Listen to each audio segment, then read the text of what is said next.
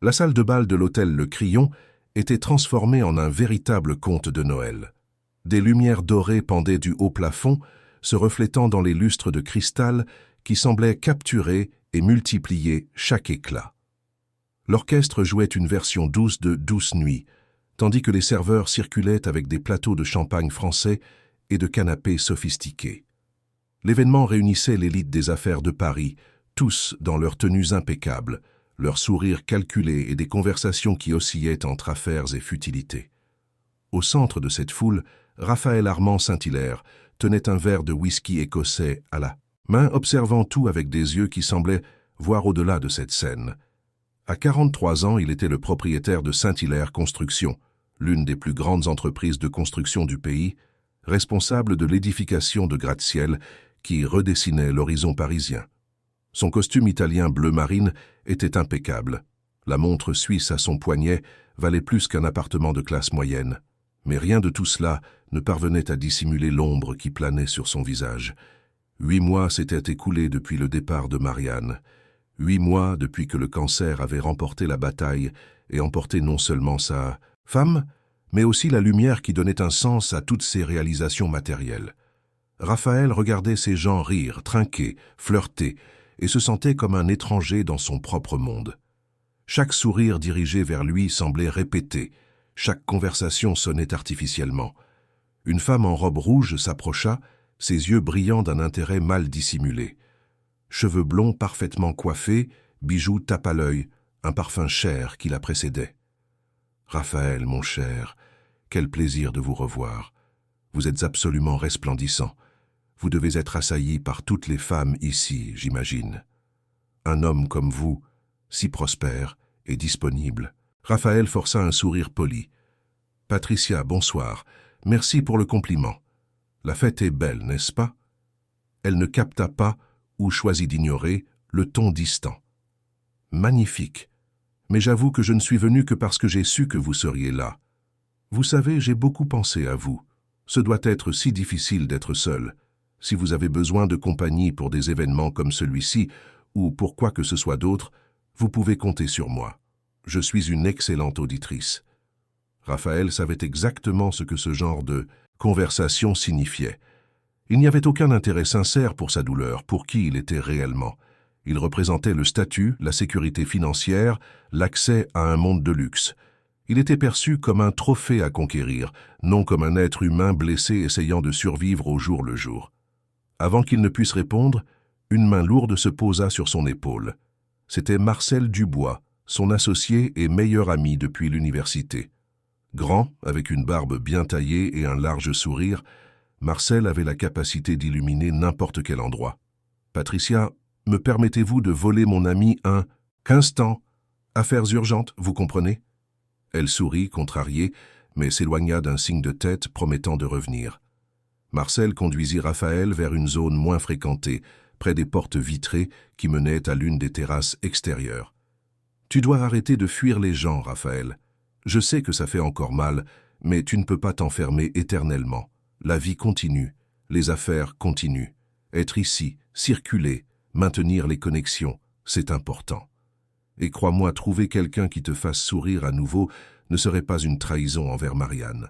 Elle ne voudrait pas te voir comme ça. » Raphaël prit une longue gorgée de son whisky. « Marcel, j'apprécie ta préoccupation, vraiment. Mais ces femmes ne me voient pas. Elles voient mon compte en banque, mes propriétés, mon nom de famille. Marianne me connaissait avant que j'aie tout cela. Elle m'aimait quand je construisais encore le premier immeuble et que j'avais du mal à payer les factures. Ces gens ici, ils veulent juste le package prêt à l'emploi. » Marcel soupira. « Toutes ne sont pas comme ça, mais tu dois aussi t'ouvrir, donner une chance. Tu ne fais que tourner en rond avec cette mine d'enterrement. Détends-toi un peu, vas-y. » Raphaël ne répondit pas. Au lieu de cela, ses yeux parcoururent de nouveau la salle, cherchant une voie de sortie. C'est alors qu'il remarqua les portes vitrées entr'ouvertes qui menaient à une terrasse latérale, moins fréquentée. Sans rien dire, il s'éloigna de Marcel et se dirigea dans cette direction, ignorant les regards curieux qui le suivaient. La terrasse était une bouffée d'air frais. Le son étouffé de la fête restait derrière, remplacé par le murmure lointain de la ville et le vent frais de la nuit parisienne. Raphaël s'appuya sur la balustrade de marbre, observant les lumières de l'avenue des Champs-Élysées en contrebas. Il respira profondément, essayant de vider son esprit quand il entendit des pas doux derrière lui. Une jeune femme, vêtue de l'uniforme noir et blanc du traiteur engagé pour l'événement, ramassait des verres vides qui avaient été laissés sur une petite table latérale. Elle ne l'avait pas vu initialement, concentrée sur sa tâche. Quand elle leva enfin les yeux et remarqua sa présence, elle fit un petit bond de surprise. « Pardon, monsieur, je ne voulais pas déranger. Je m'en vais tout de suite. » Raphaël l'étudia un instant. Elle devait avoir environ 25 ans, peut-être moins. Cheveux bruns attachés en un chignon simple, sans maquillage élaboré, juste une apparence naturelle et propre. Mais ce qui le captiva, ce furent ses yeux. Il y avait en eux une profonde lassitude, un épuisement qu'il reconnaissait car il voyait la même chose dans le miroir chaque matin. Ce n'était pas seulement la fatigue physique d'une longue journée de travail, c'était quelque chose de plus ancien, de plus enraciné dans l'âme. « Vous ne dérangez pas. Vous pouvez continuer votre travail. » Elle hésita, puis hocha la tête et retourna à sa tâche, ramassant les verres avec des mouvements rapides et efficaces. Raphaël remarqua comment elle se déplaçait, presque invisible, sans attirer l'attention, gardant toujours une posture respectueuse et professionnelle. Il n'y avait aucune tentative de flirter, aucun regard intéressé, aucun sourire calculé, juste quelqu'un accomplissant son devoir avec dignité. « Il fait froid ici. Vous ne voulez pas rentrer ?» Elle s'arrêta, clairement surprise qu'il ait engagé la conversation. « Je vais bien, monsieur, merci de votre considération. Je finis ici et je retourne dans la salle. » Raphaël hocha la tête, mais ne dit rien de plus. Il observa simplement pendant qu'elle terminait d'organiser les verres sur son plateau. Avant de partir, elle fit une légère révérence et se retira, disparaissant de nouveau dans l'éclat aveuglant de la fête. Il resta là, pensif. Il y avait quelque chose dans cette brève interaction qui l'intriguait. Peut-être était-ce l'absence de masque, d'intérêt caché, ou peut-être était-ce de reconnaître chez une autre personne le même poids silencieux qu'il portait. Raphaël resta sur la terrasse encore quelques minutes, mais il savait qu'il ne pourrait pas se cacher éternellement. À contre-cœur, il retourna dans la salle où Marcel l'attendait déjà avec un autre homme d'affaires important qui voulait discuter d'un partenariat. Les heures suivantes s'étirèrent en conversation automatique sur les pourcentages, les délais et les profits. Et pendant tout ce temps, sans savoir pourquoi, ses yeux cherchaient occasionnellement la silhouette discrète de cette serveuse dans la foule, observant comment elle se déplaçait avec une grâce silencieuse et une résilience qui éveillait sa curiosité d'une manière qu'il ne comprenait pas encore complètement. La fête battait son plein lorsque l'incident se produisit. Raphaël était près du bar principal, écoutant d'une oreille distraite un investisseur parler d'opportunités sur le marché immobilier de Lyon, lorsqu'un mouvement brusque attira son attention. Il reconnut immédiatement la femme en rouge qui avait tenté de le séduire plus tôt, Patricia. Maintenant visiblement altérée par le champagne, elle gesticulait avec animation, racontant une histoire à un groupe d'amis, ses mains décrivant de grands cercles dans l'air. Et c'est à ce moment-là que cela arriva. La serveuse que Raphaël avait vue sur la terrasse passait exactement derrière Patricia, portant un plateau de verre de vin rouge. Le bras de Patricia s'étendit en arrière sans avertissement, heurtant violemment le plateau. L'équilibre fut instantanément perdu. Les verres volèrent, et le vin rouge se répandit comme une cascade écarlate, atteignant de plein fouet la chemise blanche de Raphaël. La salle entière sembla se figer. Toutes les conversations cessèrent. Tous les regards se tournèrent vers la scène. Raphaël baissa les yeux, voyant le liquide sombre couler sur sa poitrine, tachant le tissu italien hors de prix. Mais avant qu'il ne puisse traiter ce qui s'était passé, la voix stridente de Patricia brisa le silence. « Mon Dieu, quel scandale! Comment pouvez-vous être si maladroite? Regardez ce que vous avez fait. Cette chemise doit coûter plus que votre salaire d'une année entière. » La serveuse était pâle, le plateau vide tremblant dans ses mains. « Je suis désolé, je n'ai pas... » Un homme en costume noir, clairement le superviseur du traiteur, apparut en courant, le visage rouge de colère et de panique. « Isabelle, quelle incompétence est-ce? Vous êtes renvoyée. Sortez d'ici immédiatement. » Patricia poursuivit son attaque, maintenant devant un public. « C'est inacceptable. Ces gens n'ont aucune formation. Raphaël, mon cher, vous devriez poursuivre cette entreprise. Regardez comment ils ont ruiné votre vêtement. Raphaël observa la scène se dérouler. Il vit le désespoir dans les yeux de la jeune femme, qu'il savait maintenant s'appeler Isabelle. Il vit le visage de satisfaction mal dissimulé de Patricia d'être au centre de l'attention et de pouvoir exprimer son indignation en son nom. Il vit le superviseur sur le point de traîner l'employé hors de la salle. Et quelque chose en lui se brisa. « Vous pouvez tous vous calmer maintenant. » Sa voix n'était pas forte, mais elle portait une autorité qui fit taire tout le monde instantanément. Raphaël fit un pas en avant, essuyant le vin de sa chemise avec la serviette, le visage complètement serein. La faute n'était pas la sienne. Patricia, vous avez heurté son bras en gesticulant. J'ai tout vu clairement. C'était un accident causé par votre mouvement, pas par l'employé. Patricia ouvrit la bouche, choquée, son expression d'indignation se transformant en gêne. Mais Raphaël, je n'ai pas... Quant à ma chemise, ce n'est qu'une chemise. J'en ai des dizaines pareilles à la maison. Cela n'a aucune importance. » Il se tourna vers le superviseur, qui ne savait plus où se mettre. « Et vous, monsieur, vous ne renverrez personne. Votre employé faisait parfaitement son travail. Si quelqu'un doit s'excuser ici, ce sont les invités qui ne font pas attention à ce qui se passe autour d'eux. » Le silence était absolu. Raphaël se tourna ensuite vers Isabelle, qui semblait sur le point de s'évanouir de soulagement et de surprise. Ses yeux rencontrèrent les siens, et il vit des larmes se former qu'elle luttait courageusement pour contenir. « Quel est votre nom complet ?»« Isabelle. Isabelle Dubois-Lefèvre, monsieur. »« Isabelle, vous n'avez aucune faute. Vous pouvez être tranquille. Personne ne vous renverra pour un accident que vous n'avez pas causé. Tout va bien. » Sa voix était douce maintenant, presque paternelle. Isabelle hocha la tête, incapable de parler, et le superviseur, clairement soulagé de ne pas perdre le contrat millionnaire, se dépêcha de la ramener à la cuisine. Raphaël l'observa partir, puis balaya la salle du regard. Les gens reprirent rapidement leur conversation, embarrassés d'avoir été témoins de l'embarras de Patricia.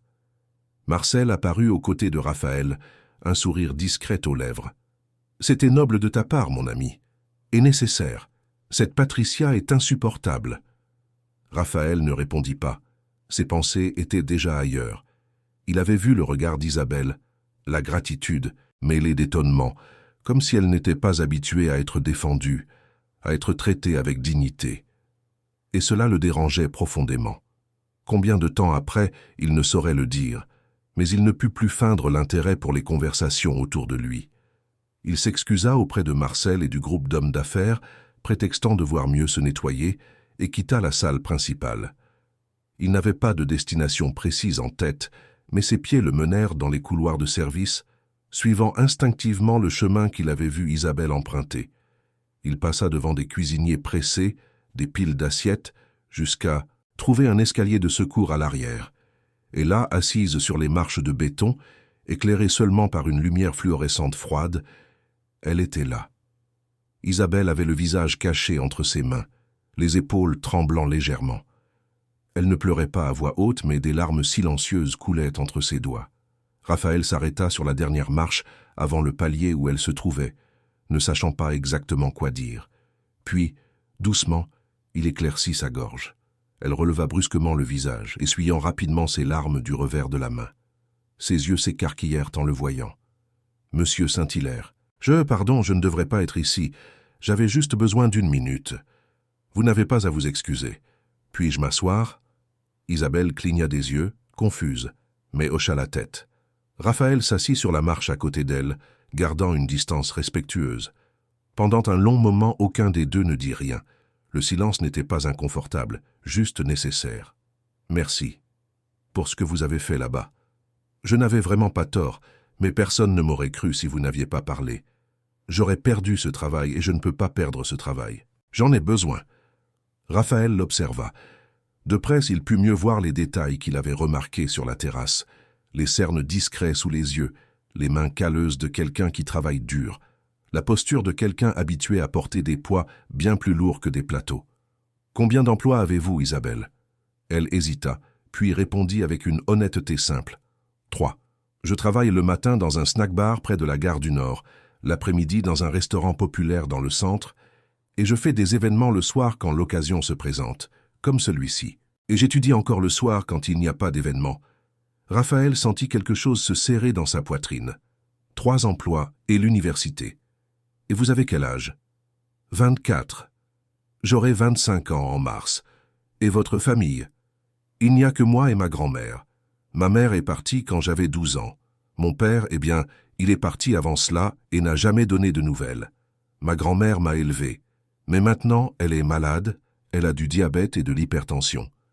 Elle ne peut plus travailler. Alors c'est moi qui m'occupe d'elle. Isabelle parlait sans apitoiement, rapportant simplement des faits comme quelqu'un qui décrit le temps. Mais Raphaël, qui avait passé 8 mois plongé dans sa propre douleur, reconnut là une douleur différente, mais tout aussi profonde. C'était la douleur de la solitude, de la responsabilité prématurée, de devoir être forte quand tout ce qu'on veut, c'est s'effondrer. Je comprends ce que c'est de se sentir seul, même quand on est entouré de monde, dit Raphaël se surprenant de sa propre honnêteté. À cette fête, il y a des centaines de personnes. Mais je ne me suis jamais senti aussi invisible. Ils ne me voient pas. Ils voient mon argent, mon entreprise, mon statut. Mais qui je suis vraiment? Ce que je ressens, cela n'importe à personne. Isabelle le regarda vraiment, et pour la première fois depuis le départ de Marianne, Raphaël sentit que quelqu'un le voyait vraiment. Parfois, j'ai l'impression d'être invisible aussi. Je sers des boissons, je nettoie des tables, et les gens regardent à travers moi, comme si je faisais partie des meubles. Mais d'une certaine manière, c'est plus sûr ainsi. Si personne ne te voit, personne ne peut te blesser, n'est-ce pas? Raphaël hocha la tête lentement. Oui, mais c'est aussi très solitaire. Ils restèrent assis là, 2 étrangers de mondes complètement différents, unis par la même solitude essentielle. Les jours qui suivirent cette nuit furent étranges pour Raphaël. Il tenta de reprendre sa routine habituelle de réunions interminables, d'analyse de projets et de décisions commerciales qui faisaient bouger des millions. Mais son esprit insistait pour revenir à cet escalier de secours, à cette conversation honnête et crue avec une jeune femme qui n'avait aucune raison de lui faire confiance, mais qui l'avait fait malgré tout. Il se surprenait à penser à ces paroles, à la force silencieuse qui émanait de quelqu'un qui travaillait 3 postes et trouvait encore l'énergie d'étudier le soir. Le jeudi matin, lors d'une réunion avec des investisseurs japonais, Marcel remarqua que Raphaël était particulièrement distrait. Une fois les étrangers partis, il ferma la porte de la salle de réunion et croisa les bras. « Bon, crache le morceau. Qu'est-ce qui se passe? Tu es sur une autre planète depuis des jours. Et ne me raconte pas que tout va bien, car je te connais depuis 20 ans. » Raphaël soupira desserrant sa cravate. « Tu te souviens de cette serveuse, celle de l'incident avec le vin? La jeune femme que Patricia a essayé d'humilier? Je me souviens.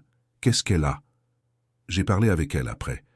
Et Marcel, pour la première fois en 8 mois, j'ai senti que je parlais à quelqu'un de réel, quelqu'un qui ne veut rien de moi à part une conversation honnête.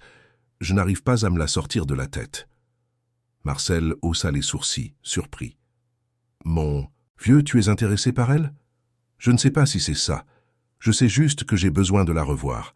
J'ai besoin de savoir si cette connexion que j'ai ressentie était réelle ou si j'étais juste désespéré de trouver quelque chose d'authentique. » Marcel réfléchit un instant, puis sourit. « Alors va la chercher. Découvre où elle travaille. Invite-la à prendre un café. » Quel est le problème? Le problème, c'est qu'elle vit dans un monde complètement différent du mien. Elle a 3 emplois, s'occupe d'une grand-mère malade, étudie le soir. Qu'est-ce que je vais faire? Arriver à son lieu de travail avec ma voiture de luxe et lui faire peur? Lui faire croire que je suis une sorte de harceleur millionnaire? Marcel rit. Tu réfléchis trop. Si tu as aimé la simplicité de la conversation avec elle, sois simple. Découvre où elle travaille, va là-bas, excuse-toi d'apparaître sans prévenir et invite-la à prendre un café. Si elle accepte, tant mieux. Sinon, au moins tu auras essayé. Raphaël considéra les paroles de son ami. C'était logique. Il n'avait pas besoin de faire quelque chose de grandiose ou d'intimidant. Il avait juste besoin d'être honnête sur son désir de la revoir. Avec un peu d'investigation discrète auprès du personnel du traiteur qui avait travaillé à la fête, Raphaël découvrit qu'Isabelle travaillait dans un restaurant populaire appelé Saveur Maison, dans le centre de Paris. C'était un établissement simple, fréquenté principalement par des travailleurs à l'heure du déjeuner offrant des plats au pois à des prix abordables. Le vendredi à midi, Raphaël gara sa Mercedes 3 pâtés de maison avant le restaurant et fit le reste du chemin à pied. Il portait simplement un jean et un polo, sans montre, ostentatoire, essayant d'avoir l'air le plus commun possible. Même ainsi, il savait qu'il se faisait remarquer. Il y avait quelque chose dans sa façon de se tenir, dans la qualité de ses vêtements, qui criait au privilège. Le restaurant était petit, avec des tables en formica et des chaises en plastique. L'odeur de haricots assaisonnés et de steaks grillés emplissait l'air. Raphaël entra, et ses yeux trouvèrent immédiatement Isabelle derrière le comptoir, servant de la nourriture dans les assiettes des clients. Elle portait un tablier imprimé sur un simple t-shirt, les cheveux attachés en queue de cheval. Elle était concentrée, souriant poliment à un vieil homme, tout en servant une généreuse portion de riz. Quand elle leva les yeux et le vit debout à l'entrée, son expression changea complètement. D'abord vint le choc, puis quelque chose ressemblant à de la panique. Elle parla rapidement à une collègue et sortit de derrière le comptoir, s'approchant de lui à pas rapides. Ses yeux parcourèrent le restaurant, vérifiant si quelqu'un faisait attention. « Monsieur Saint-Hilaire, qu'est-ce que vous faites ici? Est-ce qu'il s'est passé quelque chose ?» Sa voix était basse, urgente. Raphaël perçut son malaise et se sentit idiot de ne pas avoir mieux réfléchi à la manière d'aborder la situation. « Isabelle, pardon d'apparaître ainsi sans prévenir. Je voulais vous revoir. Je voulais savoir si vous alliez bien après cette nuit-là. » Elle cligna des yeux, incrédule. « Vous êtes venu jusqu'ici pour savoir si je vais bien ?»« Oui, et pour vous demander pardon pour le comportement de ces gens à la fête, et aussi parce que, je n'ai pas pu arrêter de penser à notre conversation. C'était la première fois depuis longtemps que je ressentais une véritable connexion avec quelqu'un. » Isabelle regarda autour d'elle nerveusement. Les gens commençaient à regarder, curieux de voir cet homme manifestement déplacé parler à l'employé. « Monsieur Saint-Hilaire, j'apprécie beaucoup votre préoccupation, mais vous ne pouvez pas être ici. Les gens vont commencer à parler, à inventer des histoires. Je travaille ici, j'ai besoin de maintenir ma réputation. » Raphaël comprit immédiatement. « Bien sûr, je suis désolé, je n'y ai pas pensé. Mais, Isabelle, j'aimerais beaucoup vous revoir. Dans un endroit neutre, où vous vous sentiriez à l'aise, juste pour discuter. » Elle hésita, mordant sa lèvre inférieure. « Monsieur Saint-Hilaire, nous venons de mondes complètement différents. Vous êtes un homme d'affaires millionnaire. Je suis une serveuse qui a du mal à payer ses factures. Que voulez-vous de moi ?» La question était directe et juste. Raphaël respira profondément. « Je ne veux rien d'autre que de mieux vous connaître, sans arrière-pensée, sans rien attendre en retour. Vous m'avez montré quelque chose sur cet escalier que je n'avais pas vu depuis longtemps. Une humanité authentique. Et j'aimerais vous rendre la pareille en étant un ami, si vous me le permettez. » Isabelle l'étudia longuement. Raphaël pouvait voir le conflit dans ses yeux, la méfiance luttant contre quelque chose de plus doux, peut-être de l'espoir. Finalement, elle soupira. « J'étudie le soir à la Sorbonne, je fais de la pédagogie. Je sors à 22h30. Si vous voulez vraiment discuter, vous pouvez me retrouver à la sortie de la faculté aujourd'hui. Mais juste pour discuter, c'est clair. Complètement clair. J'y serai. » Isabelle hocha la tête et retourna rapidement au comptoir, où sa collègue la bombardait de questions en chuchotements animés. Raphaël sortit du restaurant, un sourire discret aux lèvres. C'était un début. Cette nuit-là, Raphaël gara sa voiture de l'autre côté de la rue de la Sorbonne. Il était 22h20. Il attendait appuyé contre un lampadaire, observant les étudiants sortir du bâtiment en groupe bruyant. Quand il vit Isabelle émerger, portant un lourd sac à dos sur les épaules, il lui fit un signe de la main. Elle le vit, dit quelque chose rapidement à ses amis qui étaient avec elle et traversa la rue. Elle semblait fatiguée, les cernes plus prononcées sous la lumière jaune des lampadaires. « Vous êtes vraiment venu. J'ai dit que je viendrais. Vous avez faim? On peut aller quelque part manger quelque chose ?» Isabelle secoua la tête. « J'ai déjà dîné pendant la pause, mais on peut marcher un peu si vous voulez. » Ils commencèrent à marcher côte à côte dans les rues du quartier universitaire. Raphaël gardait les mains dans les poches, respectant son espace.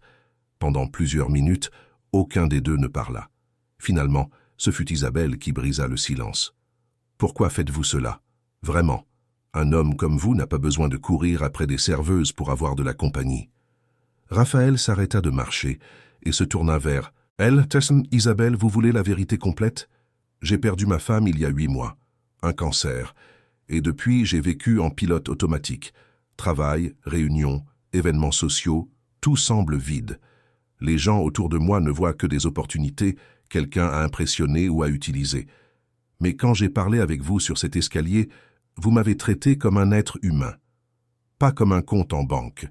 Et cela, cette simplicité, cette honnêteté, c'est quelque chose que j'avais oublié qui pouvait exister. C'est pourquoi je suis ici. » Les yeux d'Isabelle se remplirent de larmes. Elle détourna le regard, les essuyant rapidement. « Je suis désolée pour votre femme.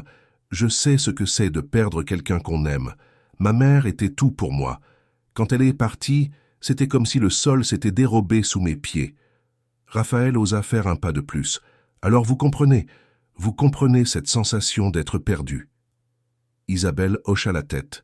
« Je comprends, oui. » Elle respira profondément et le regarda. « D'accord. Nous pouvons être amis.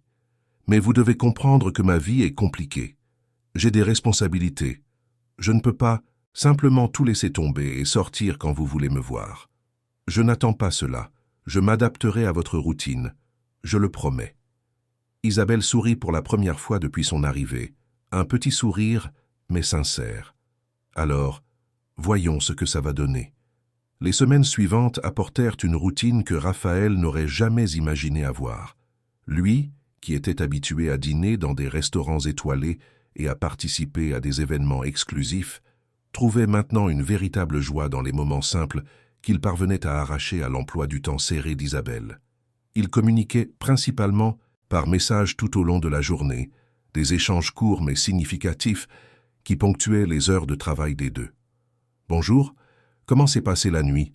écrivait Raphaël au réveil. « Courte, comme toujours, mais merci de demander. »« Et vous ?» répondait Isabelle pendant sa pause au snack-bar du matin. « S'il vous plaît, appelle-moi Raphaël. Ce monsieur me fait me sentir centenaire. »« D'accord. » « Raphaël. Ça sonne encore étrange, mais je vais m'y habituer. » Raphaël découvrit qu'Isabelle avait un sens de l'humour subtil et une perspective sur la vie qui le fascinait. Elle parvenait à trouver de la beauté dans les choses les plus simples.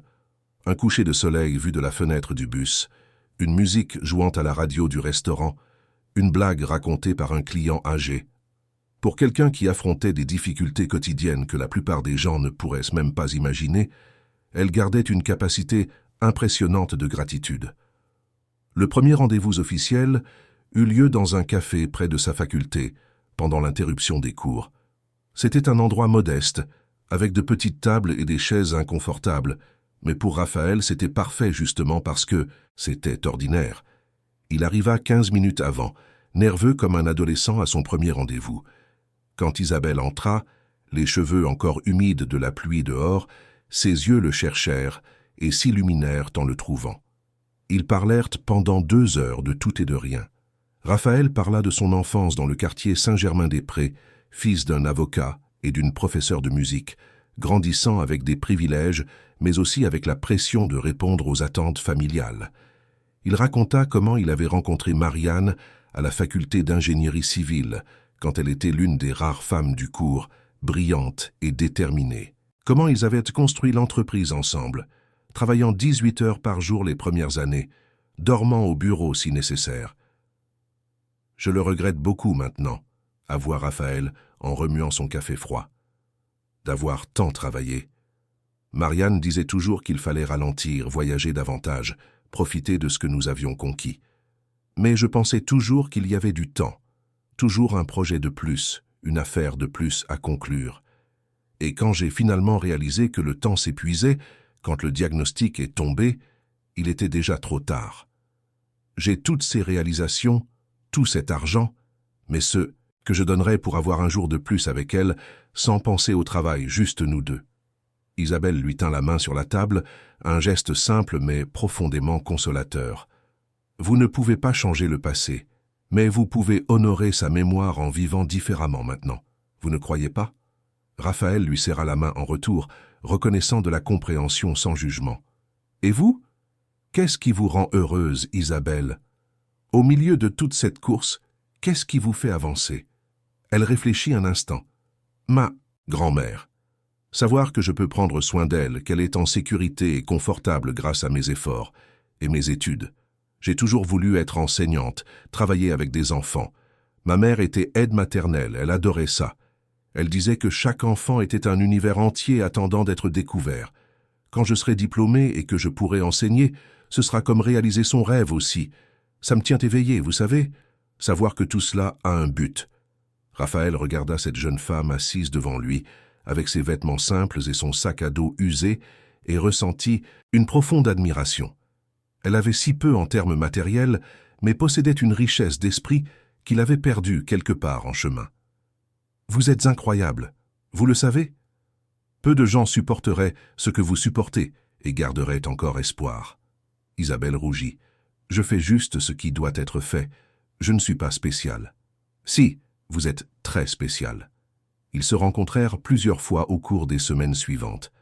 Raphaël apprit à respecter ses horaires serrés, ne la pressant jamais pour plus de temps qu'elle ne pouvait en donner. Un soir, il l'emmena dîner dans une pizzeria de quartier qu'Isabelle adorait, un endroit avec des nappes à carreaux et des serveurs qui connaissaient tous les clients par leur nom. Raphaël, habitué aux restaurants raffinés avec sommelier et menu dégustation, découvrit que la meilleure pizza qu'il ait jamais mangée de sa vie était celle partagée avec Isabelle, riant d'histoires stupides et partageant une carafe de soda. Ce fut pendant ce dîner qu'Isabelle se confia finalement sur sa situation familiale. « Ma mère est partie subitement.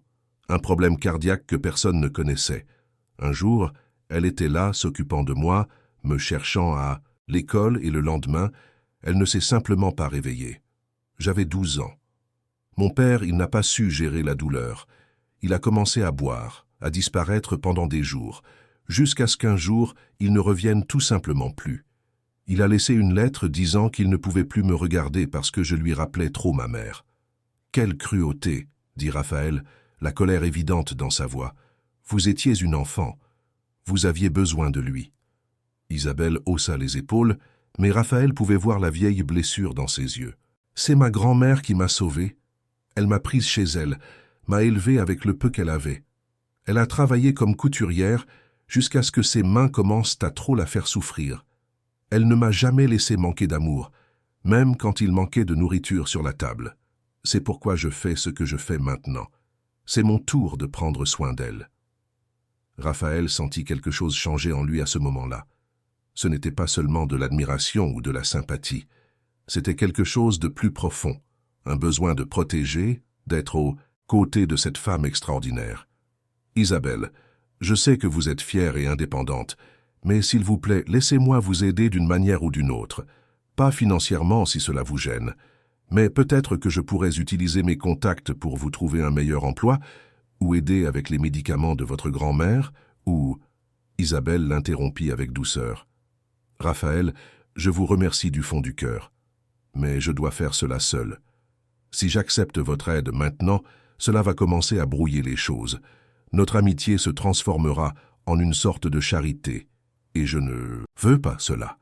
Je veux que vous me voyiez comme votre égal, pas comme un projet d'assistance sociale. Je vous vois comme mon égal, comme quelqu'un qui m'inspire plus que n'importe quel homme d'affaires millionnaire que j'ai jamais rencontré. Mais je comprends.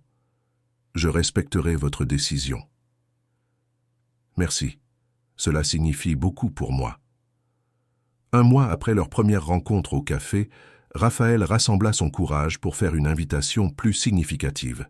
« Isabelle, j'aimerais rencontrer votre grand-mère, si vous le permettez, bien sûr.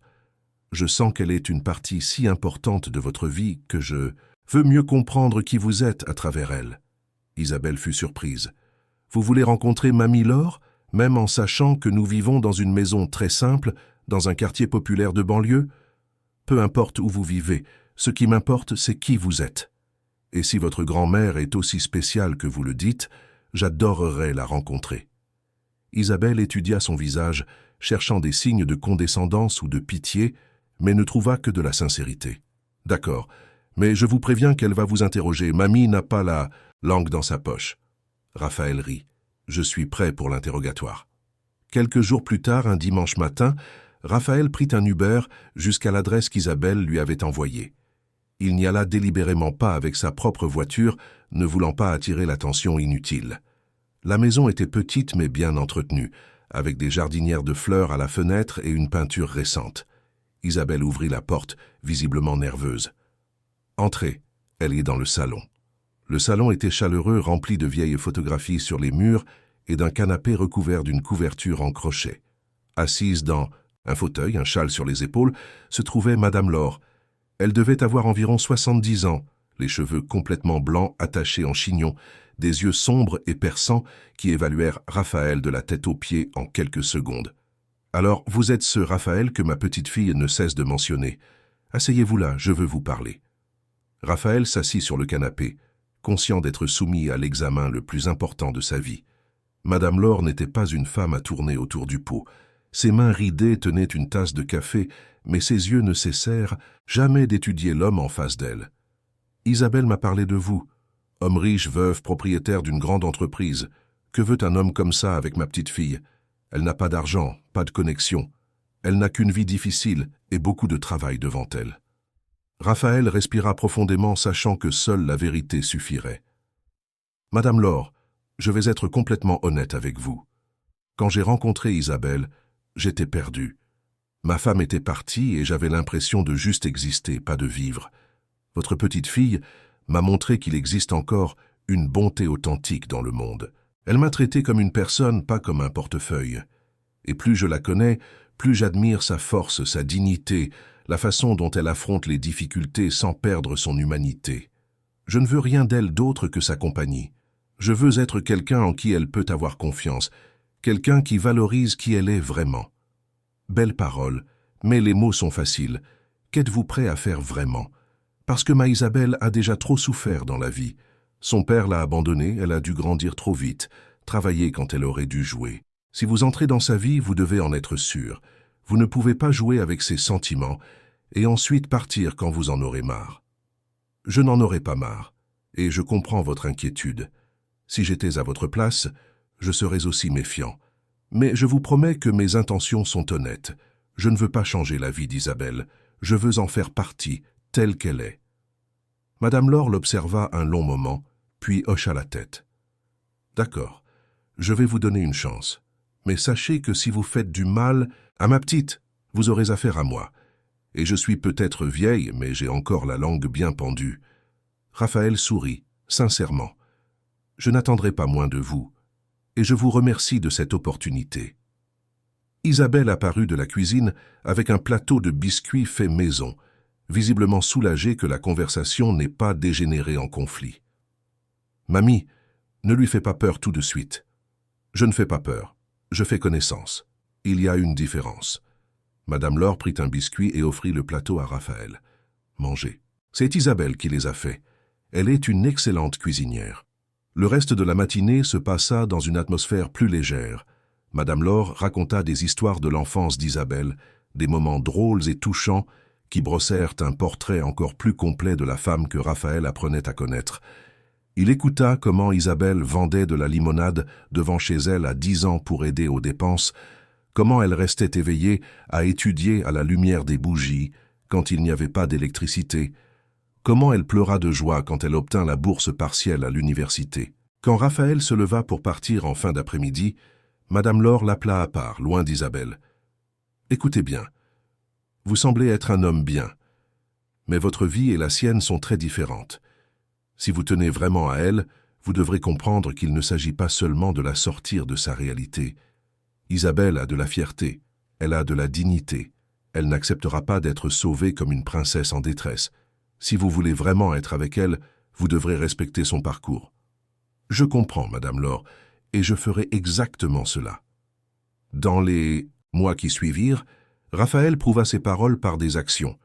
Il apprit la routine d'Isabelle par cœur et s'y adapta. Les jours où elle travaillait tard, il venait la chercher en voiture et s'assurait qu'elle rentre chez elle en toute sécurité. Quand elle avait des examens à la faculté, il apparaissait avec du café et des collations, mais restait silencieux pendant qu'elle étudiait dans une bibliothèque voisine. Il ne la pressa jamais, n'essaya jamais de changer sa vie avec de grands gestes financiers qu'elle refuserait clairement, Mais il y avait quelque chose que Raphaël planifiait en secret, attendant le bon moment. Isabelle était au dernier semestre de pédagogie et sa remise de diplôme était prévue pour décembre.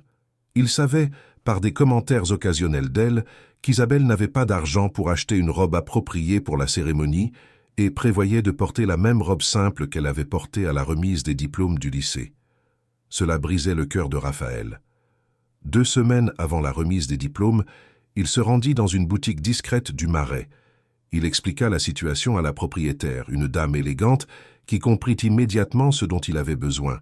« Je ne veux rien d'ostentatoire. Je veux une robe élégante mais simple.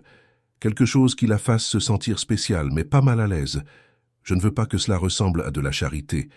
Je veux que ce soit une célébration de sa réussite. » La propriétaire l'aida à choisir une robe bleu marine de coupe classique, élégante sans être voyante, avec un tissu de qualité mais un design intemporel. Raphaël acheta également une paire de chaussures plates confortables qui s'accordaient. Il emballa tout soigneusement et attendit le bon moment. 3 jours avant la remise des diplômes, il retrouva Isabelle après ses cours. Elle était particulièrement fatiguée, avec de profonds cernes sous les yeux. Raphaël lui prit la main. « J'ai quelque chose pour vous. Mais avant que vous ne refusiez, laissez-moi vous expliquer. Votre remise de diplôme est une énorme réussite. Vous avez travaillé plus dur que n'importe qui que je connaisse pour en arriver là. Et je veux célébrer cela avec vous, pas comme une charité, mais comme quelqu'un qui vous admire profondément. » Il lui tendit la boîte. Isabelle l'ouvrit lentement et ses yeux se remplirent de larmes quand elle vit la robe. « Raphaël, je ne peux pas accepter. Ça, c'est trop. » « Non, ça ne l'est pas. Vous méritez de vous sentir spécial ce jour-là. S'il vous plaît, acceptez. Il ne s'agit pas d'argent. Il s'agit d'honorer tout ce que vous avez accompli. » Isabelle serra la robe contre sa poitrine, les larmes coulant maintenant librement. « Merci. Pas seulement pour la robe, mais pour comprendre ce que cela signifie pour moi. » Le jour de la remise des diplômes, Raphaël était assis à côté de Madame Laure dans l'auditorium de l'université. Quand Isabelle monta sur scène pour recevoir son diplôme, tous deux se levèrent pour applaudir. Raphaël ressentit une profonde émotion en voyant cette femme extraordinaire, vêtue de la robe bleue qu'il avait choisie, tenant son diplôme avec fierté et des larmes de joie. Elle le chercha dans le public, et quand leurs yeux se rencontrèrent, son sourire illumina tout l'auditorium. Après la cérémonie, il y eut un dîner simple dans un restaurant voisin, juste Raphaël, Isabelle et Madame Laure. Ils trinquèrent au jus d'orange, rirent d'anciennes histoires, et Raphaël sentit qu'il faisait partie d'une vraie famille pour la première fois depuis qu'il avait perdu Marianne.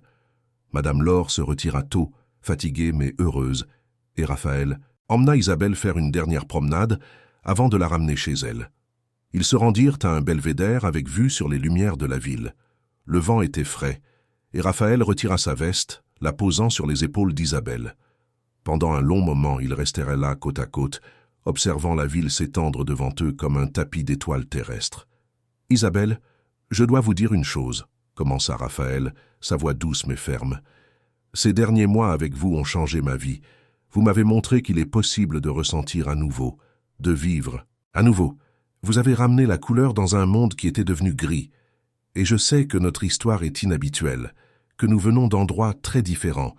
Mais rien de tout cela n'importe parce que ce que je ressens pour vous est réel. » Il se tourna pour lui faire face. « Je vous aime, Isabelle. Je vous aime pour votre force, pour votre bonté, pour la façon dont vous affrontez le monde avec dignité, même quand tout est contre vous. Je vous aime pour la façon dont vous prenez soin de votre grand-mère, pour votre rêve d'enseigner aux enfants, pour chaque conversation honnête que nous avons eue. Et je sais que c'est peut-être trop tôt ou trop compliqué, mais j'avais besoin que vous le sachiez. » Isabelle pleurait de nouveau, mais cette fois, c'était des larmes de pure joie. « Raphaël, je vous aime aussi. J'ai peur de l'admettre parce que cela semble impossible, mais c'est vrai. Vous m'avez vu quand j'étais invisible. Vous m'avez traité avec respect quand le monde me traite comme si je n'existais pas. Vous n'avez pas essayé de me sauver ou de me changer. Vous avez juste été à mes côtés, et ça, c'est ce qui fait que tout en vaut la peine. » Ils s'étreignirent, se tenant l'un l'autre comme s'ils s'ancraient contre toutes les tempêtes que le monde pourrait leur lancer. Et sur ce belvédère, sous les étoiles de Paris, 2 cœurs qui avaient connu la solitude et la douleur trouvèrent enfin un foyer l'un dans l'autre. Les mois qui suivirent, la remise de diplôme d'Isabelle apportèrent des changements significatifs pour tous les deux, mais d'une manière qu'aucun d'eux n'attendait. Raphaël, fidèle à la promesse qu'il s'était faite à lui-même et à Marianne en pensée, commença à restructurer sa vie professionnelle. Il promut Marcel au poste de directeur exécutif, déléguant des responsabilités et apprenant à faire confiance au fait que l'entreprise ne s'effondrerait pas sans sa présence constante. Pour la première fois en 15 ans, il commença à ne travailler que le matin, réservant les après-midi et les soirs à ce qui importait vraiment, vivre. Isabelle, fraîchement diplômée, trouva un emploi d'enseignante auxiliaire dans une école municipale près de chez elle. Le salaire n'était pas élevé, mais il était suffisant pour qu'elle puisse abandonner 2 des 3 emplois qu'elle maintenait, ne conservant que son travail à l'école et des quarts occasionnels, d'événements le week-end. Pour la première fois depuis l'âge de 12 ans, elle avait le temps de respirer, de dormir 8 heures, de simplement exister sans la pression constante de la survie. Raphaël et Isabelle établirent une routine qui fonctionnait pour tous les deux. Ils venaient la chercher à l'école à 15 heures et ils passèrent les après-midi ensemble, parfois simplement en marchant sur la plage, d'autres fois en rendant visite à Madame Laure, qui insistait pour leur cuisiner, même quand Raphaël proposait d'apporter de la nourriture de restaurant. La matriarche avait développé une affection sincère pour Raphaël, le traitant non pas comme le millionnaire qu'il était, mais comme un petit-fils qui avait besoin d'être bien nourri et occasionnellement réprimandé quand il travaillait trop. Ce fut lors d'un de ces après-midi, 3 mois après la déclaration au Belvédère, que se produisit le rebondissement que personne n'attendait. Raphaël et Isabelle étaient dans la cuisine de Madame Laure, préparant le dîner ensemble, quand la sonnette retentit.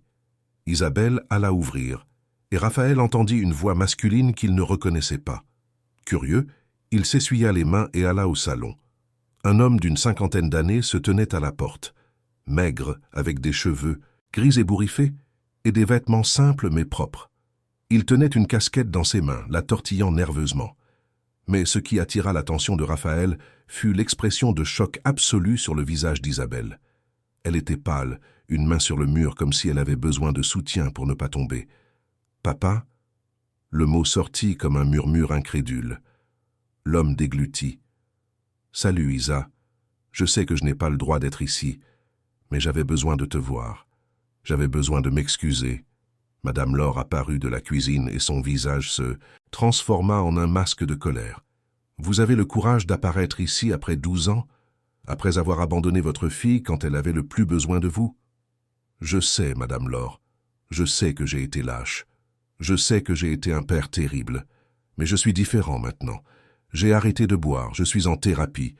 Et tous les jours, pendant toutes ces années, j'ai pensé à Isabelle. J'ai pensé à quel point j'avais tout gâché. » Raphaël se déplaça instinctivement pour se tenir aux côtés d'Isabelle, qui semblait être en état de choc. Elle le regarda, les yeux remplis de confusion et de douleur. Raphaël lui prit la main, un geste de soutien silencieux. Isabelle retrouva finalement sa voix, bien qu'elle tremblât. « Pourquoi maintenant? Pourquoi après si longtemps décidez-vous d'apparaître ?» Son père respira profondément. « Parce que j'ai appris que tu avais obtenu ton diplôme. J'ai une cousine qui vit près d'ici. Elle me l'a dit. Et j'ai réalisé que j'avais tout perdu, tous les moments importants. Tes 15 ans, ta remise de diplôme du lycée, maintenant ta remise de diplôme de la fac, j'ai tout perdu. Parce que j'étais un lâche qui n'a pas su gérer la douleur. Et je sais que je ne peux pas revenir en arrière. Je sais que je ne peux pas réparer ce que j'ai fait, mais j'avais besoin de te voir, de m'excuser et de te dire que je suis désolé.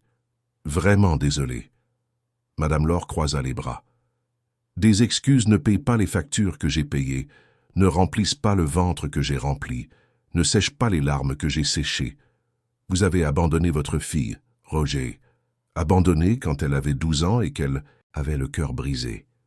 Je sais, et je porterai cette culpabilité pour le reste de ma vie. » Il regarda Isabelle, les larmes coulant sur son visage. « Isa, je n'espère pas que tu me pardonnes. Je n'espère pas que tu me laisses faire partie de ta vie. Je voulais juste que tu saches que je t'aime.